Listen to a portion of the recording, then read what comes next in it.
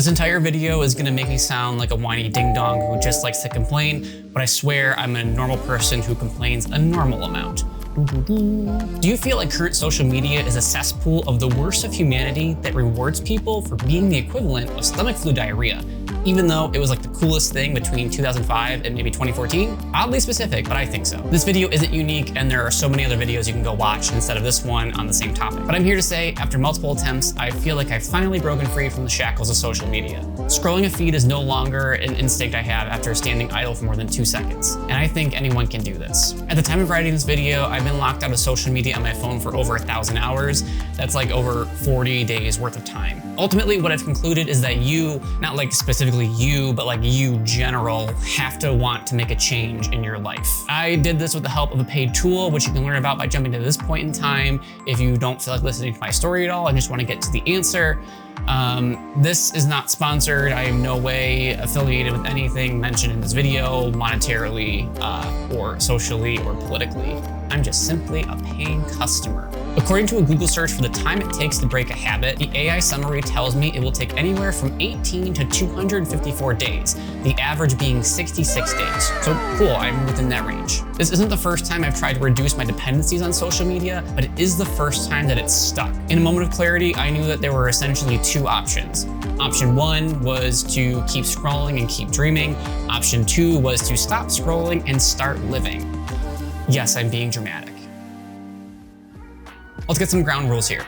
By social media, I'm referring to platforms like Facebook, Instagram, TikTok, and Reddit. Twitter died a long time ago. That guy with an Iron Man 2 cameo can take the X logo, put it on the front of a Tesla, and drive it right up his rectum. AIM, Friendster, and MySpace are all things that you can go watch another video essay on of people reminiscing about the 2000s. 9/11. Threads and Blue Sky haven't done anything to me. I've just never used them, and I don't plan on ever making an account for those platforms. LinkedIn I'm gonna exclude, even though technically it is like a social media work platform thing. No one has an addiction to LinkedIn, and if you do, that's just terrible. It's a cringy platform for sales and marketing people just to talk about how awesome sales and marketing are. I should know. I work in marketing. I attempted doing a LinkedIn influencer thing when I was looking for my last job, and it just didn't go well, and I will never do that again. YouTube I'm also going to exclude, even though I'm posting this video on YouTube hoping that people find it. Actually, maybe I don't care that people find it. This is probably just therapy for me. But I am excluding YouTube because it technically is like a search engine, even though there are like social media elements to it.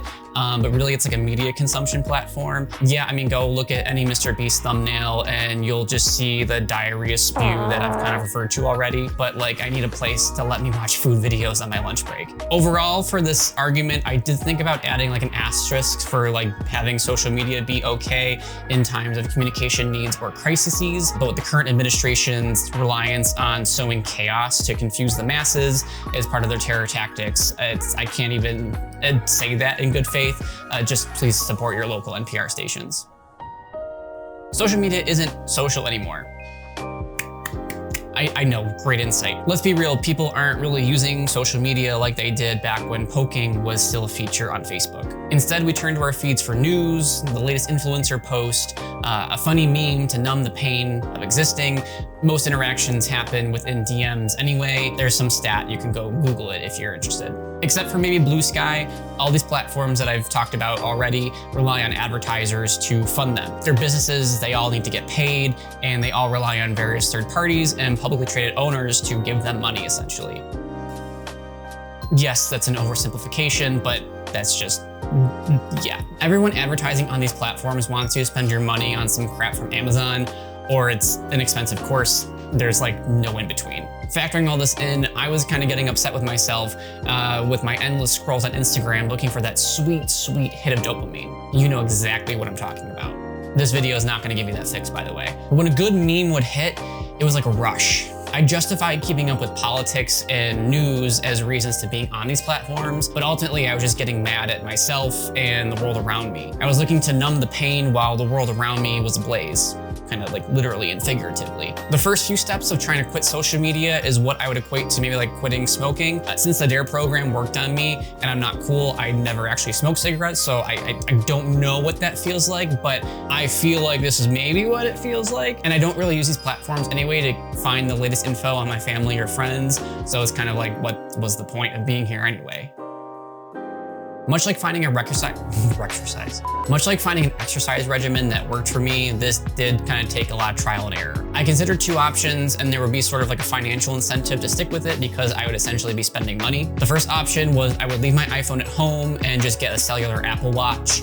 The second option was just to ditch my iPhone completely and to go with something like a light phone. I did try the different like launchers and stuff for iOS. I couldn't get behind them. Both of these scenarios would mean that I would no longer have access to CarPlay for my vehicle to replace the terrible Chevy interface in my 2018 Trax, or YNAB, You Need a Budget, which is the budgeting app I use to track all of my expenses. For me, tracking expenses is way more important than CarPlay, but that's a topic for another day. Smartphones themselves are great devices, and we kind of have to realize like how cool it is to have these computers in our pockets. Let's be real, they're kind of essential for a lot of stuff we need to do these days in terms of navigation, paying for things, showing tickets, getting info.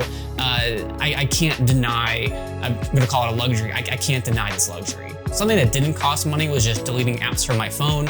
And this is actually a great exercise for me because I found out that there were a ton of apps that were just kind of hanging out that I wasn't using at all. So I deleted them, and you know, it was great. That's it, right? Video over? Wrong. Specifically for iOS, the problem I ran into was that when you pull down from the home screen to do a search, you can search for apps without having to go to the App Store. So I found myself after a few hours just reinstalling Instagram this way. The next logical step was for me to enable app restrictions. I set a daily time limit for Instagram. It started at 30 minutes, then it dropped it to 20, and then finally it made its way to 10 minutes a day. The system seemed to work for a few weeks until it didn't and my willpower went away. See, when you set an app restriction on your iPhone, you have three options. 1 more minute, remind me in 15 minutes, and ignore limit for today. Well, all three of these things basically defeat the purpose for having app restrictions. So thank you, Apple. I found myself constantly selecting the remind me in 15 minutes option or just straight up ignoring the time limit for the day. But at the 11th hour, something kicked in. Everyone loves it. Targeted advertising. I got an ad for this thing called Brick. It's this thing right here. It's basically a fridge magnet with an NFC chip built into it that you can put on your fridge, on your desk, or really wherever you need to. And that companion app will block you from apps that then you can't unlock it until you tap your phone physically to the object. It looks like the ICP, or ideal customer profile, is someone who's in college trying to study or someone trying to grind out their latest startup. I fit neither of those, but I spent the money. So I guess the marketing worked anyway. I decided to give this plussed up version a go. The first few days were definitely an adjustment. I would place the physical brick on my refrigerator and I would lock myself out of apps before going to work for the day. And let me tell you, this was brutal. Work would just crawl.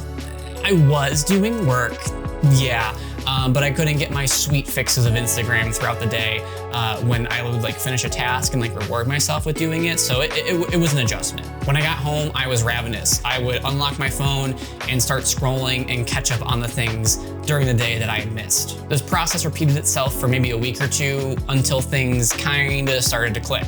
When I'd come home from work, I found myself no longer unlocking myself using the Brick app, and I would just leave my phone in another room when I wasn't there. I was staying locked out of these apps on purpose. You can almost say I was bricked up. Yeah, that's not what that means. Okay. The impulse to unlock everything and check my apps started to fade, and I think that was because of the timer in the Brick app that keeps counting up. It made it feel like a game, and I didn't like seeing that the timer would go up and then I'd reset myself every single time. And right now I don't want to break my 1,000-hour streak.